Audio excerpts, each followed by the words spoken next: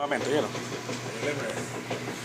Instalación de tarjeta modelo Mini R a la hora Wilbur de reloj mecánico y agitador por transmisión.